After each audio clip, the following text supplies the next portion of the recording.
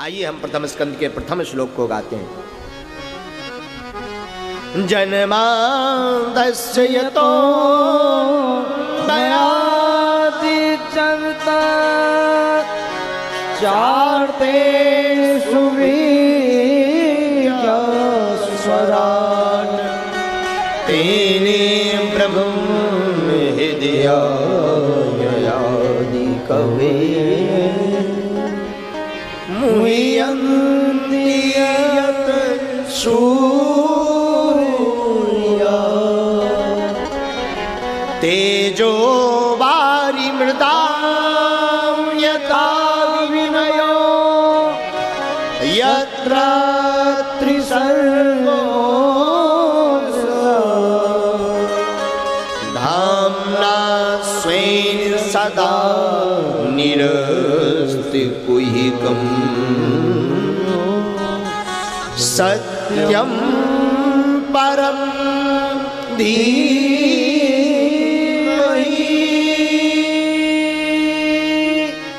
सत्यं परं धीमहि सत्यं परं धीमहि। श्री कृष्ण द्वैपायन वेद व्यास जी महाराज ने भागवत की रचना जो ही की तो प्रथम में जो श्लोक लिखा वो जन्माद्यस्य लिखा और प्रारंभ जा से किया। जा और वा दोनों ब्रह्म सूत्र हैं, ब्रह्म वाक्य है। तो वेदव्यास जी ने जो भागवत का श्लोक प्रथम लिखा उसमें जा का प्रथम प्रयोग किया। देखिए भागवत का सही अर्थ है भगवतः प्रोक्तम भागवतम, भगवान का कहा हुआ अथवा भगवान की महिमा ही श्रीमद् भागवत है। भगवत्या प्रोक्तम का एक अर्थ यह भी है कि केवल भगवान श्री हरि नारायण अकेले नहीं बैठे, साथ में श्री लक्ष्मी जी विराजमान है, ठाकुरानी भी इसमें विराजमान है। और प्रथम लिखा जन्माद्यस्य यतः, मानो वेद व्यास जी कहना चाहते हो कि हम जिस भागवत की रचना कर रहे हैं या जो भागवत आप श्रवण कर रहे हैं वो कोई साधारण नहीं ब्रह्म सूत्र है, साक्षात भगवान का ही स्वरूप श्रीमद् भागवत है, ऐसा बताना चाह रहे हैं वेद व्यास जी। और अंत में कहा सत्यम परम धीमहि ध्यायेमा। लेकिन इस श्लोक के मंगलाचरण में एक विचित्र बात है, पूरे मंगलाचरण में वेदव्यास जी ने कहीं पर भी भगवान श्री कृष्ण का नाम नहीं लिया। ऐसे लिख सकते थे श्री कृष्णम परम धीमहि या गोविंदम परम धीमहि, कोई भी नाम लिख सकते थे, या नारायणम परमम धीमहि ऐसा कह सकते थे, परंतु इस मंगलाचरण में वेदव्यास जी ने नाम नहीं लिया, संकेत किया सत्यम परम धीमहि, सत्य की वंदना की, सत्य को प्रणाम किया। यहां पर प्रश्न उठता कि महाराज जब भगवान श्री ठाकुर जी की पूरी कथा है तो नाम तो लिखना चाहिए ना। बोले नहीं नहीं, जिन सत्य की आप कथा सुन रहे हैं वो ब्रह्म है और जिन ब्रह्म की ये कथा है वही श्री कृष्ण है। हाँ, और इसका जवाब दिया है दसम स्कंद में।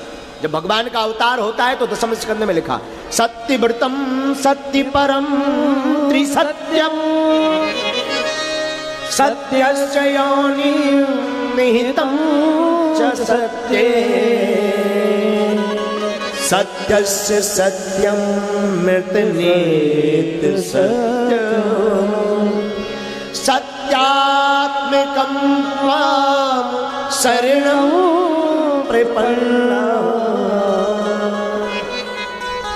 9 बार सत्य सत्य कहा इस श्लोक में। इस श्लोक में 9 बार सत्य सत्य कहकर के दिव्य स्तुति की श्री वेदव्यास जी ने। इससे सिद्ध होता है कि ये जो मंगलाचरण कर रहे हैं वेदव्यास जी, ये किसी और का नहीं, साक्षात श्री युगल सरकार का कर रहे हैं, ठाकुर जी का ही कर रहे हैं। ये वेदों का सार है, वेद रूपी वृक्ष का फल श्रीमद् भागवत है। महाराज दूर की बात नहीं, सूक्ष्म रूप में अगर आप समझो तो वेदों का पका हुआ फल श्रीमद् भागवत है। तो किसी ने प्रश्न किया कि अगर वेदों की शाखा से ये गिरा है और पका हुआ फल है, लबालब रस भरा, तो कोई वृक्ष से फल गिरेगा तो फूट जाएगा, रस बह जाएगा। कहीं ऐसा तो नहीं हुआ कि भागवत का रस बह गया हो? बोले नहीं नहीं नहीं। बोले क्यों? बोले दरअसल ये शिष्य प्रति परंपरा के अंतर्गत आया है। एक टहनी से दूसरी टहनी पर फल गिरे, दूसरे से तीसरी, तीसरी से चौथी, धीरे धीरे करके नीचे आए। तो कितना भी पका हुआ फल हो, धीरे धीरे टहनियों के आधार पर नीचे आए तो फूटने वाला नहीं है। उसी प्रकार भागवत में रस तो भरा है, परंतु फूट इसलिए नहीं रहा क्योंकि यह शिष्य प्रति परंपरा के अंतर्गत नीचे आया। सनकादिक ऋषियों ने नारद जी को सुनाया है। इस प्रकार से शिष्यत्व परंपरा के अंतर्गत यह भागवत नीचे आई, तो इसमें फूटने का कोई भय नहीं। लेकिन भागवत सुनने के दो नियम जरूर बता दिए। बोलो राधे राधे। दो नियम बताए। क्या? मोहि रहो रस कहा भूभि भावुका। दो लोग ज्यादा अधिकारी हैं भागवत के, वैसे तो सबके लिए है, पर दो के लिए विशेष। कौन? एक रसिक और एक भावुक। ये नियम क्यों लगा दिया भागवत में? भाई देखो, जैसे प्यास ना लगी हो उसे तुम पानी पिलाओ, लीजिए भाई साहब पानी पीजिए, तो तुरंत आपसे प्रश्न करेगा मिनरल वाटर है, ठंडा है, ताजा है, पुराना तो नहीं है, एक्सपायरी डेट तो नहीं निकल गई, आरओ का है, क्योंकि उसे प्यास ही नहीं लगी, इसलिए 17 क्वेश्चन करेगा। और तपती दोपहरी में रेगिस्तान में आप चले जा रहे हो, पानी कहीं पर ना हो, कंठ सूख रहा हो, और कोई पुकार के कह दे ओ भाई साहब पानी पी लीजिए, तब आप ना तो ये पूछेंगे कि आरओ का वाटर है कि मिनरल है कि ताजा है कि एक्सपायरी डेट तो नहीं गई, सबसे पहले लेकर के कंठ को गीला करोगे, हाँ जी या ना जी। तो जैसे प्यास है वो प्रश्न नहीं करता, उसी प्रकार रस कहा भूभि भावुका, जिसे भगवान की कथा की प्यास होगी वो प्रश्न नहीं करेगा, वो तो कथा का नाम सुनकर के आकर के बैठ करके केवल सुनेगा। ये फायदा है।